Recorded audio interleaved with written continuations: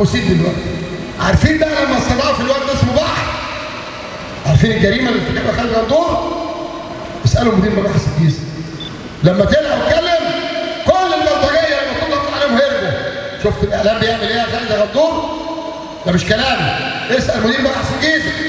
بمجرد ما الواد طلع واتكلم عندك العيال كلها هربت، لانهم تنبهوا ان في امر ضبط احضار يا استاذ خالد يا اعلامي، يا اللي بتقول الراي الاخر. الراي الاخر مع مين؟ الراي الاخر مع رئيس نادي، الراي الاخر مع الامور ما عنديش مشكله، مع اعضاء النادي طول النهار بيجوا يكلموني، استاذ مرتضى الحمامات فيها كذا، الجنينه فيها كذا، المراجيح فيها كذا، اللاعب ده كذا، المدرب ده كذا. اسمع، لان ده حقهم وحق الجماهير عليها المحترمه اللي طول عمرها بتشجع الزمالك بادب واحترام. جماهير الزمالك المحترمه فيما عدا هذه العصابه المسلحه فوق دماغي. اما هذه العصابه المسلحه مسيرهم بقول تاني اهو السجن. قانون 86 بتقول الكلام ده.